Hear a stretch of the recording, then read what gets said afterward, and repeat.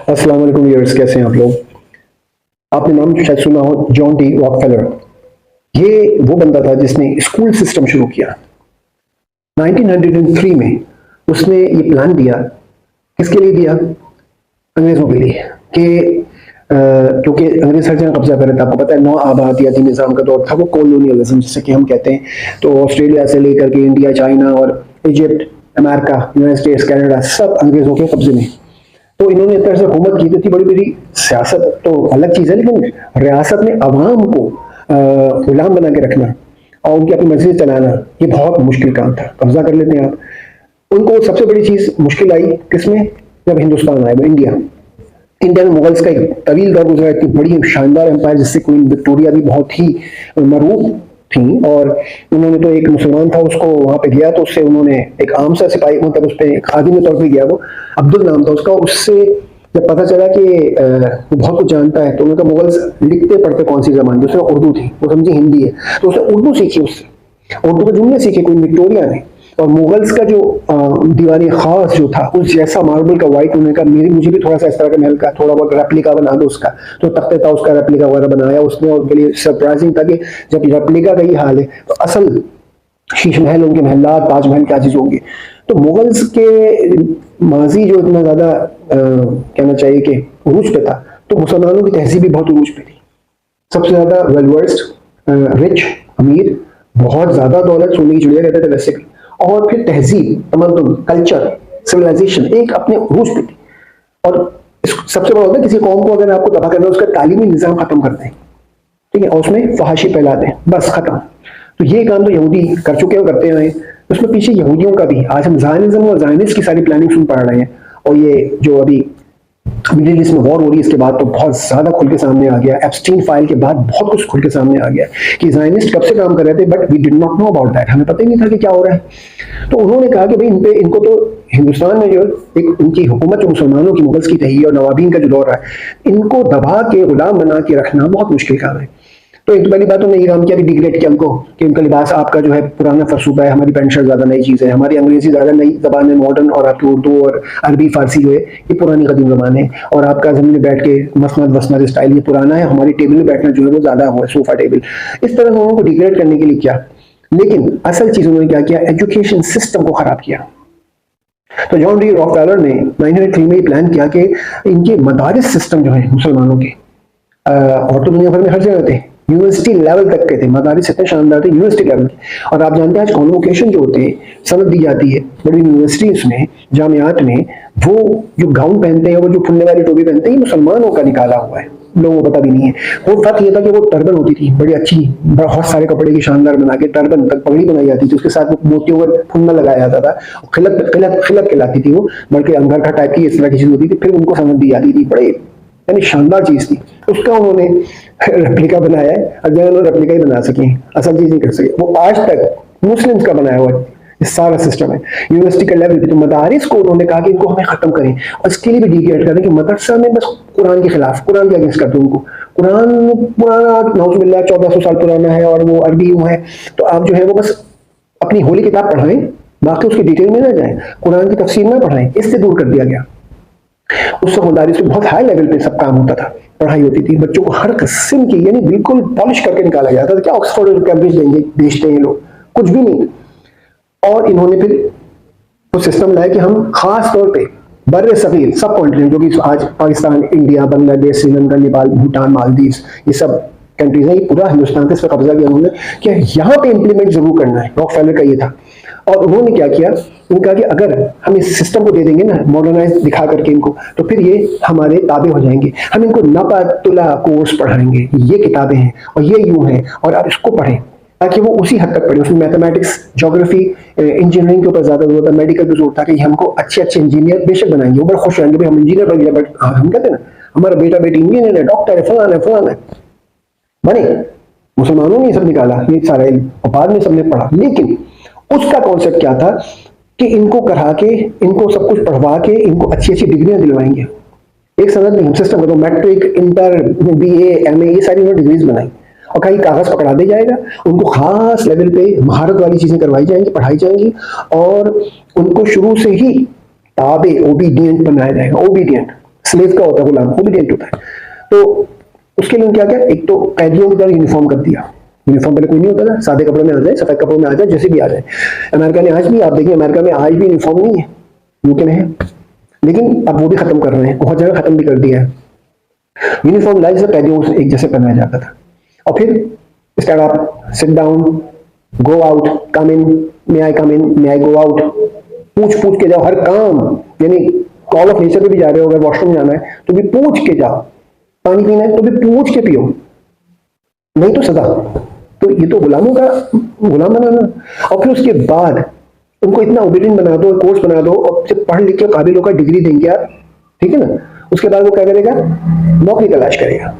और इस तरह वो एक सैलरी पेड स्लेव्स यानी तनख्वाहदार गुलाम तैयार करना था।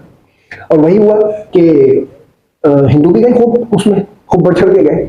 तो मुसलमानों ने सोचा भी हमें आप क्यों पीछे, हम भी चले जाए।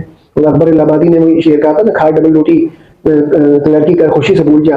और एक और था, वो क्या बीए किया, नौकर हुए, पेंशन मिली और मर गए। टॉन्ट था, तंज था अंग्रेजियों के सिस्टम पे। तो वो सिस्टम वो लाए, और ये स्कूल सिस्टम हमारे यहाँ फिर मॉडर्नाइज होता गया, उसमें मुख्तलिफ चीजें आती गई। मॉन्टेसरी पहले केजी किंडरगार्टन था, फिर उसमें मॉन्टेसरी सिस्टम आ गया, फिर वो ओ लेवल से ए लेवल नहीं, बल्कि और फिर सारे बोर्ड आ गए, फलाना बोर्ड, फलाना खान बोर्ड, सारे सब ने अपना मिल। क्यों कि उसमें वो कॉन्टेंट्स यानी वो चैप्टर बना के पढ़ाए गए कि जिनका जो इस्लाम से दूर ले आता था, नई दुनिया में ले आता था, और मालूमात तो देता था, लेकिन वो मालूमात जो बस जरूरी होती थी। फिर वो जब डिग्री मिल जाएगी तो वो जाएंगे और जाकर के नौकरियां तलाश करें, जूते चट खाएं, तालीम याफ्ता होके रगड़ा खाएं। और जब नौकरी मिल जाएगी तो हम कहेंगे ठीक है भाई अब करो। अब वो उनकी जितनी जिंदगी भर की पढ़ने की मेहनत थी वो उन्होंने की, ठीक है ना, टेक्निकली जो भी टेक्निकल एजुकेशन थी। और उसके बाद वो उनके नौकर हो गए। अब वो कंपनी उनकी चला रहे हैं, मालिक वो लोग हैं, ठीक है ना, मालिक वो हैं गोरे यानी कि ब्रिटिश, और ये उनके एम्प्लॉयज हैं, so called employees, otherwise slaves. तो ये अब एक बंदा एक जगह काम कर रहा है। आज भी आप देखेंगे तो मल्टीनेशनल कंपनीज में, हमारी कंपनीज भी ऐसी हो गई हैं, उसमें भी क्या होता है कि एक बंदा फर्ज करें पूरी मेहनत कर करके चार्टर्ड अकाउंटेंट है, मेडिकल ऑफिसर है, जो भी है, डॉक्टर, इंजीनियर है, वो जो कुछ कंपनी के लिए करता है उसने फॉर एग्जाम्पल एक महीने में 10 लाख कमा के दिए, एग्जाम्पल दे रहा हूं, अब तो करोड़ों में 10 लाख कमा के दिए कंपनी को, लेकिन कंपनी ने सैलरी कितने पे रखी थी उसको, 50,000 60,000 पे। ये जी बढ़ती जाएगी, फिर 10,000 5,000 बढ़ा के कहते हैं आपका इंक्रीमेंट हो गया, फिर बोनस दे देंगे साल में एक दफा, तो अभी बोनस मिला है, कितना हो गया, 4-5 साल के बाद आपकी 1 लाख मुश्किल से नौकरी हो रही है, फिर उसके बाद बढ़ रही है आहिस्ता आहिस्ता। अब वो क्या कमा रही, वो 10 लाख कमा रहा था, अब वो कंपनी को मिल रहे हैं 20 लाख 25 लाख 30 लाख, एक आदमी कमा के दे रहा है। तो जो एम्प्लॉय सैलरी ले रहा होता है वो 100 रुपए कमा के दे रहा है कंपनी को, लेकिन उसको सैलरी में 3 रुपए 4 रुपए या 5 रुपए मैक्सिमम मिल रहे हैं। ये यानी ये ज़ायनिस्ट का कहना चाहिए, सीधी बात ये पूरा प्लान था कि लोगों को इस स्कूल सिस्टम के तहत पढ़ाओ, उनको काबिल बना दो एक लिमिट तक जो हमारी जरूरत है। हमारे लिए वो मेहनत करके पढ़ें, हमारे लिए मेहनत करके काम करें, नौकरी करें, और हमें कमा के दें, और हमारा बिजनेस हो, और हमें सिर्फ मुनाफा मिले बैठे बैठे। यही सारी फार्मास्यूटिकल कंपनीज लेगी, जितनी मल्टीनेशनल ऑटोमोबाइल्स कंपनीज जितने भी हैं वो सब यही कर रहे हैं। अब आप मुझे ये बताइए कि कभी किसी ने इस बात की तरफ ध्यान दिया, कभी सोचा कि हम कर क्या रहे हैं, हम इनको सर्व कर रहे हैं। इसलिए हमारे इस्लाम में भी, दीन में भी है कि जो बरकत अल्लाह ताला रिस्क में रखी है उसमें से 10% में से 9% तजारत में है, बिजनेस में, और 1% नौकरी में। मना नहीं, नौकरी कर सकते हैं आप, तो नहीं सरमाया क्या करें, लेकिन सरमाया आपके पास कभी भी नहीं आएगा। अक्सर डॉक्टर क्या करते हैं, तंग आकर के उनको इतना पैसा नहीं मिल रहा होता हॉस्पिटल्स में, तो क्या करते हैं, प्राइवेट क्लिनिक कर लेते हैं। अब डॉक्टर तो प्राइवेट क्लिनिक कर लेता है, लेकिन इंजीनियर क्या करेगा, चार्टर्ड अकाउंटेंट क्या करेगा, ये लोग क्या करेंगे, लॉयर क्या करेगा। तो ये जो है स्कूल सिस्टम, ये एक बहुत बड़ा जहर है, और यही वजह है आज इसकी अवेयरनेस जब आ गई। तो आप देखें यूनाइटेड स्टेट्स, अमेरिका, बड़ा लोग हम बुरा समझते हैं, अमेरिका बड़ा बदमाश हो गया, तो सुपर पावर बना, दहशतगर्द दुनिया में फैला रही, सब कुछ है, लेकिन अमेरिकन को भी वो भी अंडर द ब्रिटिश रूल रह चुके हैं। और जो स्टैच्यू ऑफ लिबर्टी जो है वो क्या है, मुझे उसमें आज़ादी ब्रिटिश से आज़ादी का है, जो फ्रांस के लोगों को उसमें देते थे, इसलिए ब्रिटिश और फ्रेंच की कभी आपस में नहीं लगती थी, दोनों कब्जे कर रहे थे।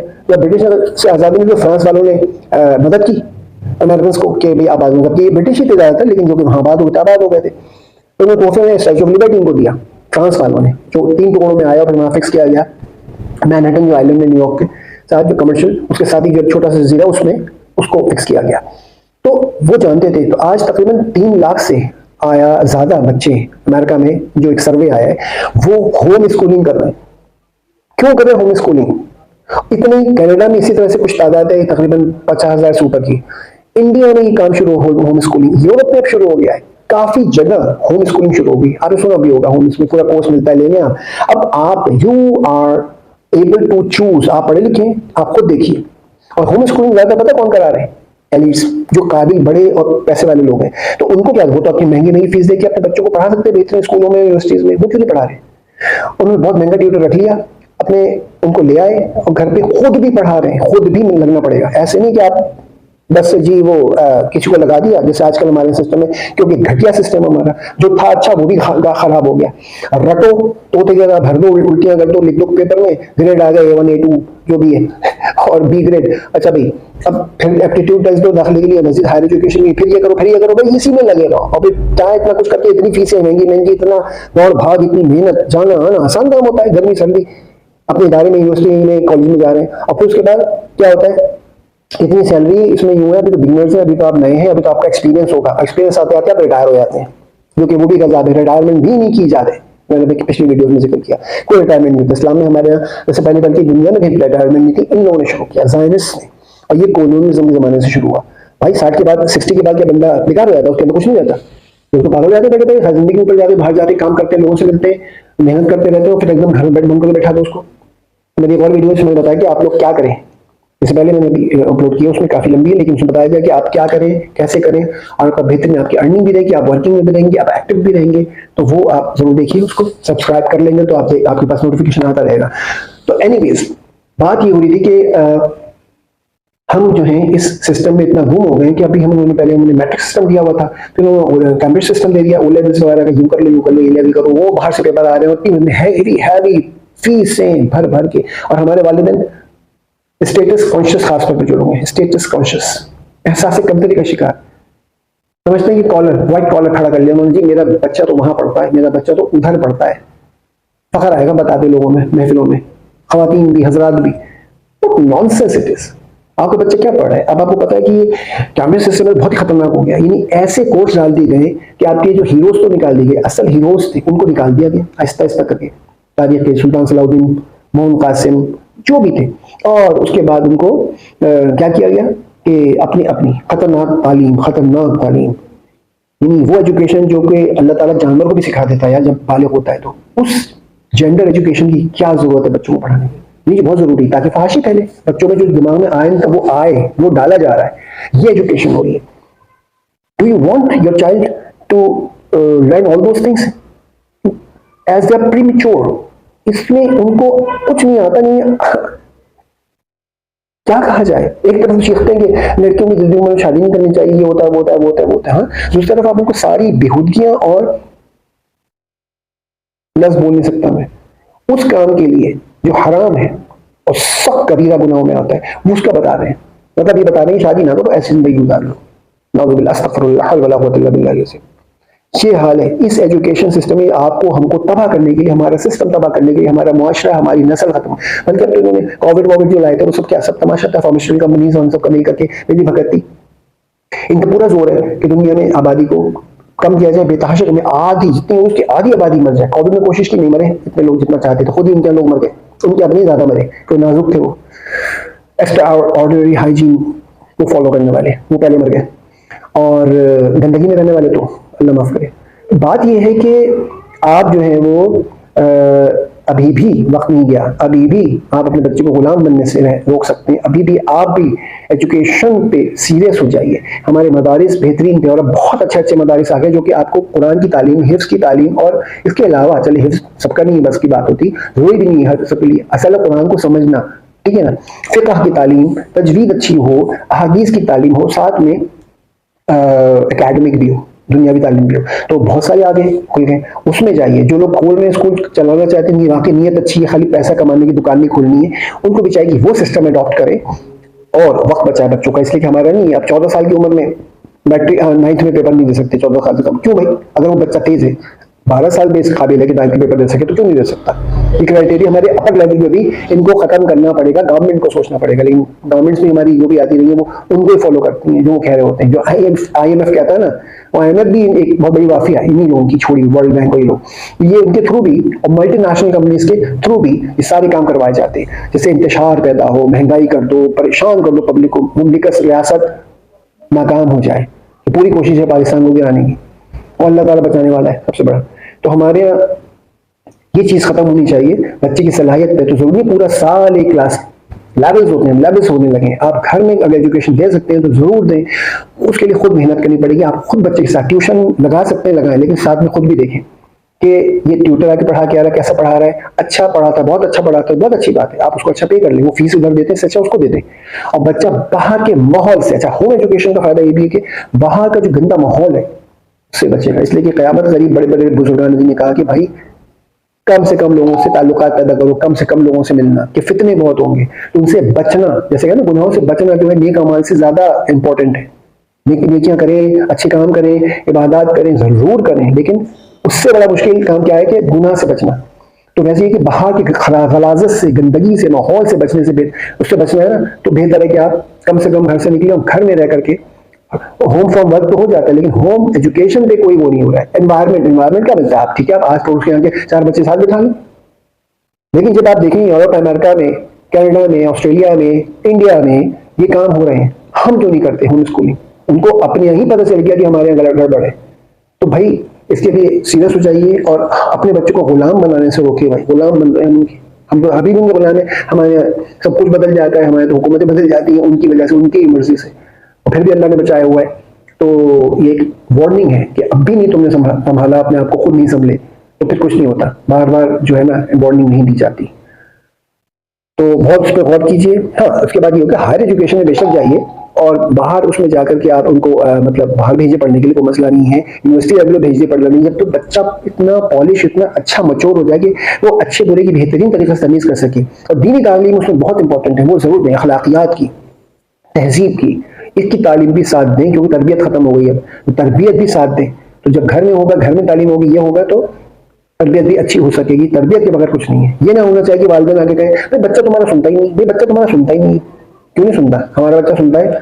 हम लोग आज के ही लोग हैं, हमारे बच्चे भी आज के हैं, जनजीज में से हैं, लेकिन वो तो सुनते हैं। क्यों सुनते हैं? कि आपने शुरू से उस तरीकाकार रखा, सिस्टम रखा, उनको सिखाया कि ओबीडियंस क्या होता है, वालिदैन का, असातिज़ा का, अल्लाह ताला की कमांड, रसूल की बात को सुनना। हाँ, बाकी दुनिया भर के लोग आपको क्या कह रहे हैं, उनकी बात सोचना है कि क्या कह रहे हैं तो करो, नहीं समझ में आया तो मत कीजिए। आप यू आर नॉट बाउंड, आप उनके ओबीडियंट नहीं है, उनके फरमाबरदार नहीं। वालिदैन का होना और असातिज़ा का फरमाबरदार होना एक अलग चीज़ है, अल्लाह का रसूल का फरमाबरदार होना एक अलग चीज़ है। तो बस इसके साथ बात खत्म करते हैं। इंशाअल्लाह ताला उम्मीद है कि लोग समझेंगे और इस पर अमल करेंगे, और उन लोगों का जितना पुरानी जो सिस्टम चला रहा था उन्होंने हमें इसी सिस्टम में लगा दिया, इससे बाहर निकलें और खुद से कुछ क्रिएशन करें। हमारे जो अफलास थे, उन्होंने असलाफ थे जो, सॉरी, उन्होंने जो सिस्टम बनाए थे, जो इतनी दुनिया में तरक्की हुई और इतने बड़े बड़े साइंसदान, मैथमेटिशियन, जोग्राफर्स और क्या कहते हैं एस्ट्रोनॉमर्स, और कितने कितने लोग निकले, इतनी इजादात मुसलमानों की थी, वो कहाँ गया? क्यों नहीं पैदा होता? इसलिए कि हम उन्होंने क्रैप कर लिया और हमें अपने उस पर लगा दिया, अपने सिस्टम पे हम मजबूर हो जाएंगे इस पर ये करें। तो दैट्स वाई हम बाउंड हो गए। लकी फकीर भेड़ चाल चले आ रहे, पीछे पीछे फॉलो करते हैं। तो भेड़ चाल पे क्यों है? हम खुद क्यों नहीं अपने? अच्छा, सोचना, इसमें एक और पॉइंट रहेगा, मैं ऐड करता चलूं। सोचना, बच्चे को let your child think, Quran का मैसेज है, तफक्करू, फिक्र करो, तुम गौर करो, तुम सोचो। जगह जगह कुरान में ये सोचने से हटा देते हैं कि आप सोचेंगे नहीं।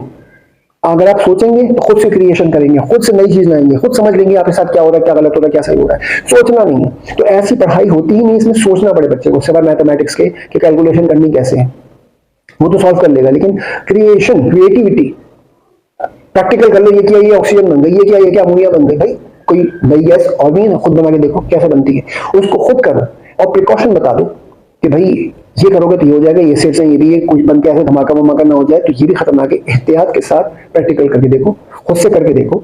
एग्रीकल्चर में कितने प्रैक्टिकल किए जाते हैं, वो करके देखो। बच्चे को खुद लिखे, पढ़े, समझे, रिसर्च करे, तो उसको उसका IQ लेवल तेज होगा, इसकी इंटेलिजेंस ऐसी बढ़ेगी। लेकिन किस तरह से? कि जब वो खुद से अपने दिमाग को जो अल्लाह ने सबको दिया है इस्तेमाल करे। तो ये बहुत इंपॉर्टेंट पॉइंट था जो एंड में मैंने आपको बताया कि बच्चे को सोचने दें, खुद सोच के, और उसकी देखिए वो करता क्या है उसको ऑब्जर्व करें जब छोटी उम्र में होता है, एंड लेट हिम और her do whatever they want to. सिर्फ एक लिमिट है कि जहाँ खराबी है, सब नुकसान खतरनाक है उनके लिए, तो वहाँ रोक दें, उनको समझाने प्यार से बेटा नहीं है, लेकिन फॉर नॉट बट फॉर रोक देना नहीं, ये नहीं वो नहीं वो नहीं वो नहीं, तो फिर बच्चा दब जाता है, डर जाता है। जब डर गया ना तो उसके अंदर सलाहियत सारी अंदर खत्म होगी। खौफ ना पैदा करें उसको अंधेरे से, और पता नहीं किस किस से आप डराते हैं, ये डराना भी वहीं से आया है। खौफ, टेरर, पनिशमेंट दो, मारो पिटाई कर रहे हैं, अरे भाई पिटाई ना करें, मारे नहीं सुनता नहीं पढ़ रहा है, बोलो लिखो जा करके, वही पढ़ाई वाली चीज ना, जो क्वेश्चन या उसको ये कहते बोलो लिखो बेटा जाओ, तुम 25 दफा लिखो, 100 दफा लिखो, वो क्या है इतना लिखना पड़ा है, वो लिखते लिखते याद भी आएगा, फिर क्या थक गया, चलो ठीक है, उसको याद भी हो गया वो चीज, और उसको लिखने की प्रैक्टिस भी हो गई, राइटिंग पावर भी आ जाएगी उसकी, और ये सब चीजें हो जाएगी। ऐसी पनिशमेंट क्या चीज देते हैं जिसमें उसका फायदा होता है, ना कि नुकसान या अजियत देना उसको। तो ये सब चीजें हैं जिसको फॉलो करने वाले दिन तो बहुत, और इस पर सोचें कि हम किस सिस्टम में चले जा रहे हैं, और हमारी गवर्नमेंट भी सोचे, जो हमारे एजुकेशन मिनिस्टर और एजुकेशन डिपार्टमेंट है वो बैठे, थिंक टैंक्स बैठे और सही लोगों को लाए, उसमें सिफारशी लोगों को नहीं लाए। अगर आपको अपने कौम को रखना चलाना है, खाली अपने बच्चों को नहीं, उनको बाहर पीछे पढ़ा दिया, वो भी गुलाम बन रहे हैं, वो भी गुलाम बन रहे हैं, क्योंकि अमेरिका और कनाडा में अगर ये ऑस्ट्रेलिया में काम हो रहा है तो मतलब वो भी खतरनाक उनको लगाएगा, ये खतरनाक चीज है, सही नहीं है, लिहाजा वो उसको डाइवर्ट हो गया वहां से। आप क्यों नहीं हो रहे, आप क्यों फॉलो कर रहे हैं उस चीज को? ओके, दुआ में याद रखिएगा। अस्सलाम वालेकुम।